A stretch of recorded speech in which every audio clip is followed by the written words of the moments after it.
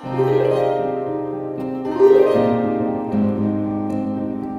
I wanted to come into Sikhi, there's lots of people, and it was very daunting.